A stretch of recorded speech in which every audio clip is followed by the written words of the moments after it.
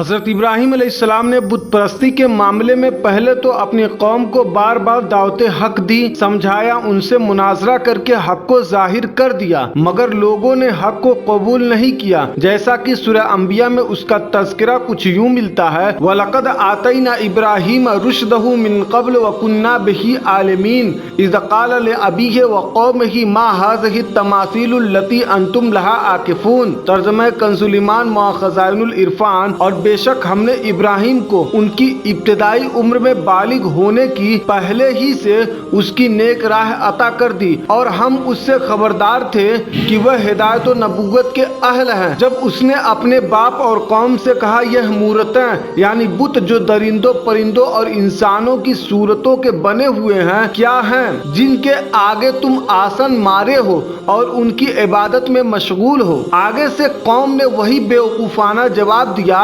قالوا وجدنا آباءنا لہا عابدین، بولے ہم نے اپنے باپ دادا کو ان کی پوجا کرتے ہوئے پایا۔ حضرت ابراہیم علیہ السلام نے جو جواب دیا قرآن مجید میں کچھ اس طرح مذکور ہے: قال لقد کنتم انتم وآباؤکم فی ضلال مبین، کہا بے شک تم اور تمہارے باپ دادا سب کھلی گمراہی میں ہیں۔ آگے سے قوم نے کہا: قالوا اجئتنا بالحق ام انت من اللاعبین، بولے کیا تم ہمارے پاس حق لائے یا یوں ہی کھیلتے ہو؟ چونکہ انہیں اپنے طریقے کا گمراہی ہونا بہت ہی بعید معلوم ہوتا تھا اور اس کا انکار کرنا وہ بہت بڑی بات جانتے تھے، اس لیے انہوں نے حضرت ابراہیم علیہ السلام سے یہ کہا کہ کیا آپ یہ بات واقعی طور پر ہمیں بتا رہے ہیں یا بطریقے کھیل کے فرماتے ہیں؟ اس کے جواب میں آپ نے اللہ رب العزت کی ربوبیت کا اثبات فرما کر ظاہر فرما دیا کہ آپ کھیل کے طریقے پر کلام فرمانے والے نہیں ہیں بلکہ حق کا اظہار فرماتے ہیں۔ چنانچہ آپ کا قول قرآن مجید میں کچھ اس طرح مذکور ہے: قال بل ربکم رب السماوات والارض الذی فطرہن وانا علی ذلکم من الشاہدین، کہا بلکہ تمہارا رب وہ ہے جو رب ہے آسمانوں اور زمین کا، جس نے انہیں پیدا کیا اور میں اس پر گواہوں میں سے ہوں۔ آخرکار حضرت ابراہیم علیہ السلام نے قوم کو دھمکی دی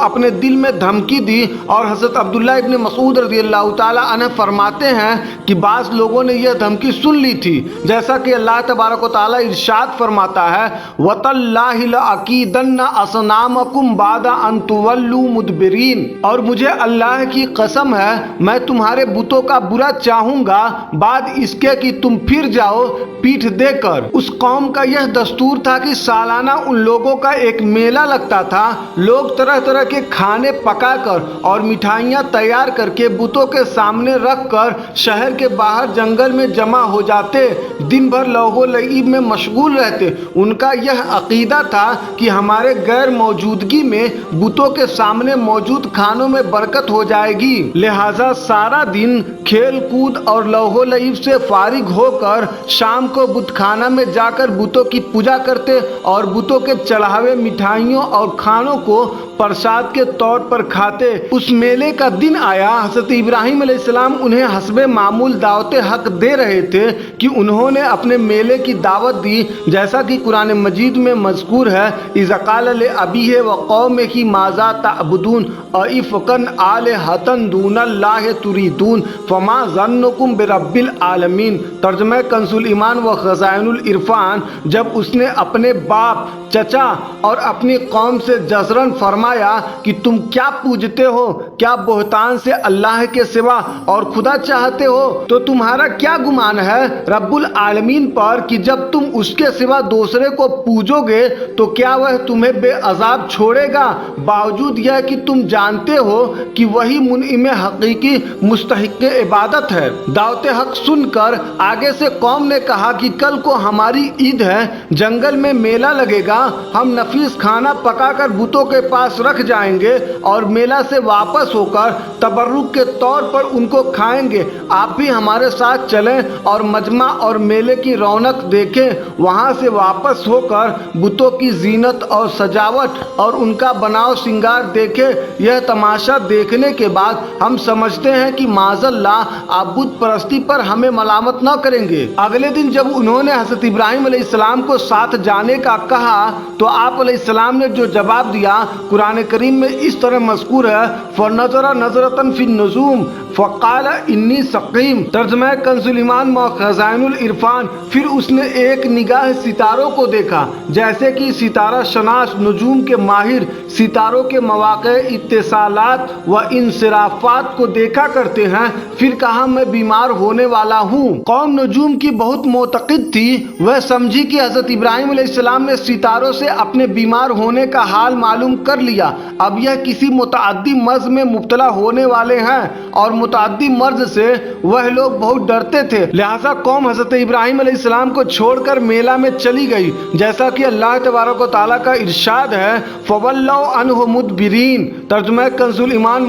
خزائن العرفان، تو وہ اس پر پیٹھ دے کر اپنی عید کی طرف پھر گئے اور حضرت ابراہیم علیہ السلام کو چھوڑ گئے۔ ان کے جانے کے بعد حضرت ابراہیم علیہ السلام کلہاڑی لے کر بت خانہ میں آئے، جس کا ذکر قرآن پاک میں کچھ اس طرح ملتا ہے فراغ الی آلہتہم فقال الا تأکلون ما لکم لا تنطقون، ترجمہ کنز الایمان خزائن العرفان، پھر ان کے خداؤں کی طرف چھپ کر چلا تو کہا کیا تم نہیں کھاتے، یعنی اس کھانے کو جو تمہارے سامنے رکھا ہے۔ بتوں نے اس کا کچھ جواب نہ دیا، اور وہ جواب ہی کیا دیتے، تو آپ نے فرمایا تمہیں کیا ہوا کہ نہیں بولتے؟ اس پر بھی بتوں کی طرف سے کوئی جواب نہ ہوا، وہ بے جان پتھر تھے، جواب کیا دیتے؟ پھر حضرت ابراہیم علیہ السلام بتوں کو توڑنا شروع ہوئے، جیسا کہ قرآن پاک میں ہے فراغ علیہم ضربا بالیمین، تو لوگوں کی نظر بچا کر انہیں دہنے ہاتھ سے مارنے لگا۔ حضرت ابراہیم علیہ السلام نے بتوں کو مار مار کر پارا کر دیا، چکنا چور کر دیا، اور سب سے بڑے بت کو چھوڑ دیا، اور کلہاڑی اس کے کندھے پر رکھ کر آپ بت خانہ سے باہر چلے آئے، جیسا کہ قرآن پاک میں کچھ اس طرح مذکور ہے فَجَعَلَهُمْ جُذَاذًا إِلَّا كَبِيرًا لَهُمْ لَعَلَّهُمْ إِلَيْهِ يَرْجِعُونَ، ترجمہ کنز الایمان خزائن العرفان، تو ان سب کو بتوں کو توڑ کر چورا کر دیا، مگر ایک کو جو ان سب کا بڑا تھا اسے چھوڑ دیا، اور بسولہ یعنی کلہاڑی کو اس کے کندھے پر رکھ دیا کہ شاید وہ اس سے کچھ پوچھے، یعنی بڑے بت سے ان کے چھوٹے بتوں کا کیا حال ہے، یہ کیوں ٹوٹے، اور بسولہ تیری گردن پر کیسا رکھا ہے، اور انہیں اس کا عجز ظاہر ہو اور انہیں ہوش آئے کہ ایسے عاجز خدا نہیں ہو سکتے، یا یہ معنی ہے کہ وہ حضرت ابراہیم علیہ السلام سے دریافت کریں اور آپ کو حجت قائم کرنے کا موقع ملے۔ چنانچہ جب قوم کے لوگ شام کو واپس ہوئے اور بت خانے میں پہنچے اور انہوں نے دیکھا کہ بت ٹوٹے پڑے ہیں، وہ اپنے خداؤں کی یہ حالت دیکھ کر حیران ہو گئے کہ کسی کی ٹانگ نہیں، کسی کا ہاتھ نہیں، کسی کا کان نہیں، اور کسی کا سر نہیں، اور سب کے سب سر کے بل گرے پڑے ہیں، صرف ایک بڑا بت صحیح و سالم کھڑا نظر آ رہا ہے، اور اس کے کندھے پر کلہاڑی رکھی ہوئی ہے۔ وہ لوگ آپس میں ایک دوسرے سے پوچھنے لگے قالوا من فعل ھذا بآلہتنا انہ لمن الظالمین، بولے کس نے ہمارے خداؤں کے ساتھ یہ کام کیا، بے شک وہ ظالم ہے۔ پھر ان میں سے کچھ لوگوں نے کہا قالوا سمعنا فتى یذکرہم یقال لہ ابراہیم، ان میں سے کچھ بولے کہ ہم نے ایک نوجوان کو انہیں برا کہتے سنا جسے ابراہیم کہتے ہیں۔ یہ خبر نمرود جبار اور اس کی امرا کو پہنچی تو نمرود اور اس کے امرا غصے اور انتقام میں بھر گئے اور یہ طے کر لیا کہ حضرت ابراہیم علیہ السلام کو سب کے سامنے لا کر فیصلہ کیا جائے۔ چنانچہ قرآن پاک میں اس کا تذکرہ کچھ اس طرح مذکور ہے قالوا فأتوا به على أعين الناس لعلهم يشهدون، ترجمہ کنز الایمان خزائن العرفان، بولے تو اسے لوگوں کے سامنے لاؤ، شاید وہ گواہی دے کہ یہ حضرت ابراہیم علیہ السلام ہی کا فعل ہے یا ان سے بتوں کی نسبت ایسا کلام سنا گیا ہے۔ مدعا یہ تھا کہ شہادت قائم ہو تو وہ آپ کے در پہ ہو، چنانچہ حضرت بلائے گئے۔ حضرت ابراہیم علیہ السلام تو چاہتے ہی یہی تھے کہ لوگ جمع ہوں اور ان کے سامنے بتوں کے بتلان کو ظاہر کریں۔ یہ فیصلہ بڑی تیزی سے محفلوں، کوچوں اور بازاروں بازاروں میں پھیل گیا۔ اس فیصلے کو دیکھنے کے لیے لوگ بھی گروہ در گروہ آ گئے۔ چنانچہ جب حضرت ابراہیم علیہ السلام کو فیصلہ کرنے والی ایک جماعت کے سامنے لایا گیا تو انہوں نے علل اعلان آپ علیہ السلام سے سوال کیا، جیسا کہ قرآن مجید میں مذکور ہے، قالوا اانت فعلت ھذا بآلہتنا یا ابراہیم، بولے کیا تم نے ہمارے خداؤں کے ساتھ یہ کام کیا اے ابراہیم؟ آپ نے اس کا کچھ جواب نہ دیا اور شان مناظرانہ سے تعریض کے طور پر ایک عجیب و غریب حجت قائم کی۔ چنانچہ قرآن پاک میں کچھ اس طرح مذکور ہے، قال بل فعلہ کبیرہم ھذا فاسألوہم ان کانوا ینطقون۔ ترجمہ کنز الایمان ما خزائن العرفان، فرمایا بلکہ ان کے اس بڑے نے کیا ہوگا اس غصہ سے کہ اس کے ہوتے تم اس کے چھوٹوں کو پوجتے ہو۔ اس کے کندھے پر بسولہ یعنی کلہاڑی ہونے سے ایسا ہی قیاس کیا جا سکتا ہے۔ مجھ سے کیا پوچھتے ہو؟ تو ان سے پوچھو، اگر بولتے ہو وہ خود بتائیں کہ ان کے ساتھ یہ کس نے کیا۔ مدعا یہ تھا کہ قوم غور کرے کہ جو بول نہیں سکتا، جو کچھ کر نہیں سکتا، وہ خدا نہیں ہو سکتا، اس کی خدائی کا اعتقاد باطل ہے۔ اس جواب میں حجت بھی تھی، جزر و توبیخ بھی تھی اور بتوں کی بے بسی پر طنز بھی تھا۔ اس بات نے فیصلہ کرنے والی جماعت کو لاجواب کر دیا اور لوگوں پر اس بات کا کافی اثر ہوا اور لوگ سوچنے پر مجبور ہو گئے۔ چنانچہ جب آپ نے یہ ارشاد فرمایا فرجعوا الی انفسہم فقالوا انکم انتم الظالمون، ترجمہ کنز الایمان ما خزائن العرفان، تو اپنے جی کی طرف پلٹے اور سمجھے کہ حضرت ابراہیم علیہ السلام حق پر ہیں اور بولے بے شک تم ہی ستمگر ہو جو ایسے مجبوروں اور بے اختیاروں کو پوجتے ہو جو اپنے کاندھوں سے بسولہ یعنی کلہاڑی نہ ہٹا سکے۔ وہ اپنے پجاری کو مصیبت سے کیا بچا سکے اور اس کے کیا کام آ سکے۔ چاہیے تو یہ تھا کہ حضرت ابراہیم علیہ السلام کی دعوت حق کو قبول کرتے، مگر ثم نکسوا علی رؤوسہم لقد علمت ما ہؤلاء ینطقون، ترجمہ کنز الایمان ما خزائن العرفان، پھر اپنے سروں کے بل اوندھائے گئے اور کلمہ حق کہنے کے بعد پھر ان کی بدبختی ان کے سروں پر سوار ہوئی اور وہ کفر کی طرف پلٹے اور باطل مجادلہ و مقابلہ شروع کیا اور حضرت ابراہیم علیہ السلام سے کہنے لگے کہ تمہیں خوب معلوم ہے یہ بولتے نہیں تو ہم ان سے کیسے پوچھیں، اور اے ابراہیم تم ہمیں ان سے پوچھنے کا کیسے حکم دیتے ہو؟ اس پر حضرت ابراہیم علیہ السلام نے بڑے پیارے انداز میں انہیں سمجھایا، جیسا کہ قرآن پاک میں مذکور ہے، قال افتعبدون من دون اللہ ما لا ينفعکم شیئا ولا یضرکم اف لکم لما تعبدون من دون اللہ افلا تعقلون، ترجمہ کنز الایمان ما خزائن العرفان، کہا تو کیا اللہ کے سوا ایسے کو پوجتے ہو جو نہ تمہیں نفع دے اگر اسے پوجو اور نہ نقصان پہنچائے اگر اس کو پوجنا موقوف کر دو؟ اف ہے تم پر اور ان بتوں پر جس کو اللہ کے سوا پوجتے ہو، تو کیا تمہیں عقل نہیں کہ اتنا بھی سمجھ سکو کہ یہ بت پوجنے کے قابل نہیں؟ اور جب حجت تمام ہو گئی اور وہ لوگ جواب سے عاجز آئے، ان سے کوئی جواب نہ بن پڑا تو شور مچانے لگے اور چلا چلا کر کہنے لگے کہ اگر تمہیں کچھ کرنا ہے تو اپنے خداؤں کی مدد کرو اور ان کو جلا دو، جیسا کہ قرآن پاک میں مذکور ہے، قالوا حرقوہ وانصروا آلہتکم ان کنتم فاعلین، ترجمہ کنز الایمان، بولے ان کو جلا دو اور اپنے خداؤں کی مدد کرو اگر تمہیں کرنا ہے۔ حضرت عبداللہ ابن عمر اور حضرت مجاہد رضی اللہ تعالی عنہ کے قول کے مطابق اسے جلا دو کہنے والا فارس کا ایک دیہاتی تھا جس کا نام ہیزر تھا، ایک قول کے مطابق ہیزن تھا۔ اللہ تعالیٰ نے اسے زمین میں دھنسا دیا اور وہ قیامت تک دھستا رہے گا، اور ایک قول یہ بھی ہے کہ یہ بات نمرود ہی نے کہی تھی۔ بہرحال نمرود اور اس کی قوم حضرت ابراہیم علیہ السلام کو جلا ڈالنے پر متفق ہو گئی۔ انہوں نے آگ میں جلا دینے کا فیصلہ اس لیے لیا کہ یہ شدید ترین سزا ہے، لہٰذا انہوں نے آپ کو ایک مکان میں قید کر دیا اور یہ فیصلہ کیا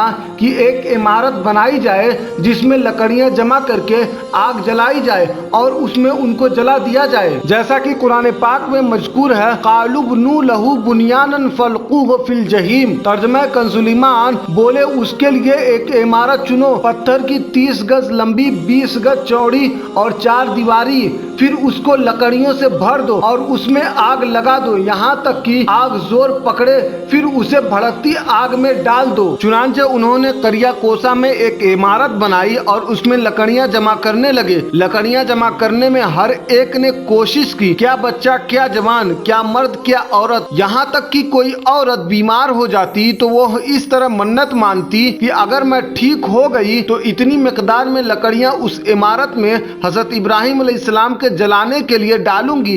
एक कौल के मुताबिक 30 दिन तक और एक कौल के मुताबिक 40 दिन तक लकड़ियां जमा करते रहे। बहुत ज्यादा लकड़ियां जमा हो गई और एक अजीम आग जलाई जिसकी तपिश से हवा में परवाज करने वाले परिंदे जल जाते थे। कई कोस के गिर्द में वह आग थी, कोई उसके करीब भी न जा सकता था। अब फिक्र हुई कि उनको डालेंगे क्यों कर, और उस वक्त शैतान मलऊन आया और मिंजनीक बनाना सिखाया कि इस तरह का बनाकर उसमें हजरत इब्राहिम अलैहिस्सलाम को बिठाकर फेंक दो, और एक मिंजनीक खड़ी की और आग को बांध कर उसमें रखकर आग में फेंका। रिवायत में है कि जब नमरूद अपनी सारी कौम के रूबरू हजरत इब्राहिम अलैहिस्सलाम को आग में फेंकने लगा तो जमीन और आसमान की तमाम मखलूक चीख मार कर बारगाह खुदाबंदी में अर्ज करने लगी कि खुदावन, तेरे खलील आग में डाले जा रहे हैं और उनके सिवा जमीन में कोई और इंसान तेरी तौहीद का अलमबरदार और तेरा परस्तार नहीं, लिहाजा तू हमें इजाजत दे कि हम उनकी इमदाद और नुसरत करें। तो अल्लाह ताला ने फरमाया कि इब्राहिम मेरे खलील हैं और मैं उनका माबूद हूँ, तो अगर हजरत इब्राहिम तुम सबों से फरियाद करके मदद तलब करे तो मेरी इजाजत है कि सब उनकी मदद करो, और अगर वो मेरे सिवा किसी और से कोई मदद तलब न करे तो तुम सब सुन लो कि मैं उनका दोस्त और हामी व मददगार हूँ, लिहाजा तुम अब उनका मामला मेरे ऊपर छोड़ दो। उसके बाद आपके पास पानी का फरिश्ता आया और कहा, अगर आप फरमाए तो मैं पानी बरसा कर इस आग को बुझा दूं। फिर हवा का फरिश्ता हाजिर हुआ और उसने कहा कि अगर आपका हुक्म हो तो मैं जबरदस्त आंधी चलाकर इस आग को उड़ा दूं। तो आपने उन दोनों फरिश्तों से फरमाया कि मुझे तुम लोगों की कोई जरूरत नहीं, मुझको मेरा अल्लाह काफी है और वही मेरा बेहतरीन कारसाज है, वही जब चाहेगा और जिस तरह उसकी मर्जी होगी मेरी मदद फरमाएगा। हजरत इब्राहिम अलैहिस्सलाम अभी मिंजरीक में ही थे कि हजरत जिब्रील अलैहिस्सलाम हाजिर हुए और अर्ज किया कि कोई हाजत हो तो इरशाद फरमाए, अगर आप फरमाए तो मैं जमीन को तहोबाला कर दूं, यानी नीचे का ऊपर और ऊपर का नीचे कर दूं। हजरत इब्राहिम अलैहिस्सलाम ने जवाब दिया कि मैंने अपनी तमाम हाजात अल्लाह के सुपुर्द कर दी, मैं किसी से सवाल नहीं करूंगा। हजरत जिब्रील अलैहिस्सलाम ने कहा कि अगर अल्लाह ताला ने किसी को अपना खलील बनाना है तो आपको बनाएगा, लिहाजा अल्लाह ताला ने हजरत इब्राहिम अलैहिस्सलाम को अपना खलील बना लिया। एक रिवायत में यूं है कि जब आप आग के मुकाबिल पहुंचे हजरत जिब्रील अलैहिस्सलाम हाजिर हुए और अर्ज की, इब्राहिम कुछ हाजत है? फरमाया है, मगर तुमसे नहीं। अर्ज की, फिर उसी से कहिए जिससे हाजत है। फरमाया, हस्बी मिन सवाली इल्मुहु बेहाली, यानी वह मेरे हाल को खूब जानता है, लिहाजा मुझे उससे सवाल करने की कोई जरूरत ही नहीं है। अल्लाह ताला ने इरशाद फरमाया, या नारो कूनी बरदम व सलामन अला इब्राहिम। तर्जमा कंजुल ईमान व खजाइनुल इरफान, ऐ आग हो जा ठंडी और सलामती इब्राहिम पर। तो आग ने सिवा आपकी बंदिश के और कुछ न जलाया और आग की गर्मी जायल हो गई और रोशनी बाकी रही। और अल्लाह तबारक व तआला ने या नारो आम फरमाया था। इस इरशाद को सुनकर रूए जमीन पर जितनी आगे थी सब ठंडी हो गई कि शायद मुझी से फरमाया जाता हो, और यह तो ऐसी ठंडी हुई कि उलमा फरमाते हैं कि अगर उसके साथ वह सलामन का लफ्ज न फरमा दिया जाता कि इब्राहिम पर ठंडी हो और सलामती वाली हो जा तो इतनी ठंडी हो जाती कि उसकी ठंडक से आप अलैहिस्सलाम को ईजा पहुंचती। और हजरत काब अहबार रदियल्लाहु ताला अन्हु फरमाते हैं کہ اس دن آگ سے اہل زمین میں سے کسی نے فائدہ نہ اٹھایا اور آگ نے اس دن حضرت ابراہیم علیہ السلام کی رسیوں کے علاوہ کسی چیز کو نہ جلایا۔ اور مروی ہے کہ ملائکہ نے حضرت ابراہیم علیہ السلام کو پکڑا اور آرام کے ساتھ زمین پر رکھ دیا۔ آگ ٹھنڈی اور سلامتی والی ہو چکی تھی، اس نے صرف حضرت ابراہیم علیہ السلام کی بیڑیاں اور جنجیریں جلا دی۔ اب وہاں میٹھے پانی کا چشمہ جاری ہو چکا تھا، وہاں گلاب کے سرخ پھول اور نرگس کے پھول موجود تھے۔ جب حضرت ابراہیم علیہ السلام کی والدہ نے آپ علیہ السلام کو سلامت دیکھا تو پکارا کہ اے میرے بیٹے، میں تیرے پاس آنا چاہتی ہوں، اللہ تعالیٰ سے دعا کرو کہ آگ مجھے کچھ نقصان نہ پہنچائے۔ حضرت ابراہیم علیہ السلام نے فرمایا ٹھیک ہے۔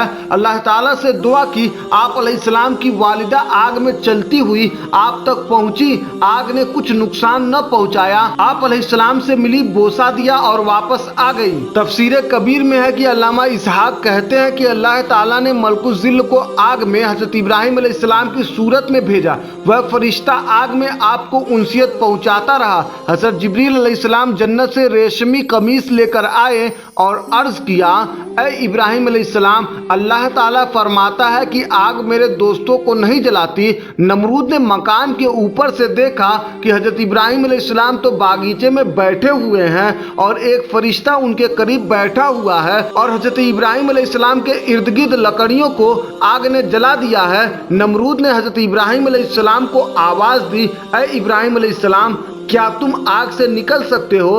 فرمایا ہاں۔ نمرود نے کہا اٹھو اور نکل جاؤ۔ حضرت ابراہیم علیہ السلام اٹھے اور چل کر آگ سے باہر تشریف لے آئے۔ جب باہر نکلے تو نمرود کہنے لگا، میں نے آگ میں آپ کے ساتھ آپ کی صورت کا ایک شخص دیکھا ہے، وہ کون تھا؟ آپ علیہ السلام نے جواب دیا کہ وہ ملک الظل تھا جو اللہ تعالیٰ نے میرے طرف بھیجا تھا تاکہ مجھے انسیت پہنچائے۔ پھر نمرود کہنے لگا کہ آپ کے ساتھ جو معاملہ ہوا ہے اس سے میں نے آپ کے رب کی قدرت و طاقت دیکھی ہے، میں بھی قربانی کر کے آپ کے رب کا قرب حاصل کرنا چاہتا ہوں، میں 4000 گائے قربان کروں گا۔ حضرت ابراہیم علیہ السلام نے جواب دیا کہ اللہ تعالیٰ اس وقت تک تیری طرف سے قبول نہیں فرمائے گا جب تک تم اپنے باطل دین پر ہو۔ نمرود نے کہا کہ میں اپنا ملک نہیں چھوڑ سکتا، قربانی بہرحال میں کروں گا۔ پھر اس نے قربانی کی اور حضرت ابراہیم علیہ السلام سے تعارض نہ کیا۔ پھر اس کے بعد نمرود حضرت ابراہیم علیہ السلام سے کہنے لگا کہ میں تمہارے رب کا وہ لشکر دیکھنا چاہتا ہوں جس سے تم مجھے ڈراتے ہو، میں بھی اپنا لشکر جمع کرتا ہوں۔ چنانچہ نمرود 3 دن تک اپنا لشکر جمع کرتا رہا اور اس نے اپنا بہت بڑا لشکر جمع کیا۔ حضرت ابراہیم علیہ السلام نے رب تبارک و تعالیٰ سے دعا کی، اے رب، اسے تو اپنا کمزور ترین لشکر دکھا دے۔ ایک بادل دکھائی دیا تو حضرت ابراہیم علیہ السلام فرمانے لگے کہ اس میں میرے رب کا لشکر ہے۔ اس بادل میں سے مچھر نکل کر پھیل گئے اور نمرود کے جتنے ساتھی اور ان کی سواریں موجود تھی ان کے گوشت کھانے لگے، یہاں تک کہ ان کی صرف ہڈیاں باقی رہ گئی۔ نمرود دیکھتا رہ گیا اور کچھ بھی نہ کر سکا۔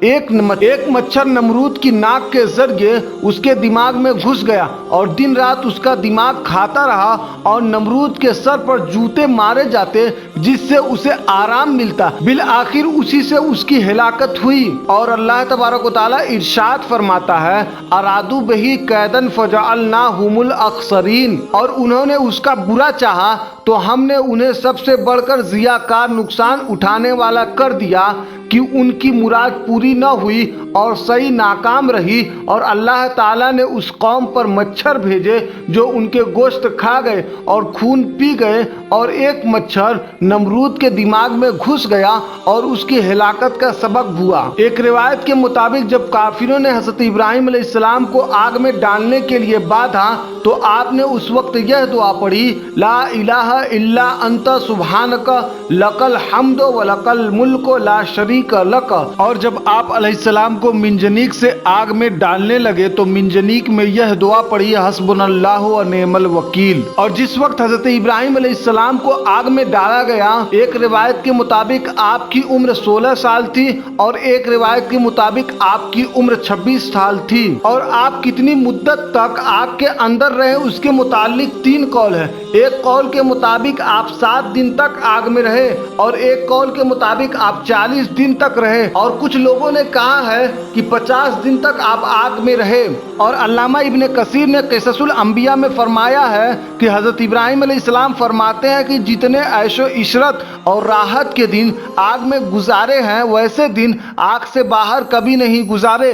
मेरी ख्वाहिश है कि मेरी ज़िंदगी के सारे अय्याम आग में गुजारे हुए दिनों की तरह हो जाएं। और अल्लामा इब्न कबीर ने तफसीर कबीर में लिखा है कि हज़रत इब्राहिम अलैहिस्सलाम पर आग ठंडी कैसे हुई उसमें 3 अक़वाल हैं। पहला यह कि अल्लाह ताला ने आग की गर्मी और जलाने वाली सिफत को ख़त्म कर दिया और रोशनी को बाकी रखा और अल्लाह ताला हर चीज़ पर कादिर है। दूसरा यह कि अल्लाह ताला ने हज़रत इब्राहिम अलैहिस्सलाम के जिस्म अक़दस में ऐसी कैफियत पैदा फरमा दी जिससे आग ने उनके जिस्म पर असर न किया। तीसरा यह कि अल्लाह ताला ने हज़रत इब्राहिम अलैहिस्सलाम और आग के दरमियान ऐसी रुकावट फरमा दी जिसने आग के असर को हज़रत इब्राहिम अलैहिस्सलाम के जिस्म अक़दस तक न पहुँचने दिया। मुहक्किकीन कहते हैं कि पहला कौल ही औला है क्योंकि अल्लाह ताला का फरमान या नारो कूनी बर्दन का जाहिर यह है कि खुद आग ही ठंडी हो। उस दिन हज़रत इब्राहिम अलैहिस्सलाम की आग को हर जानवर ने बुझाने की कोशिश की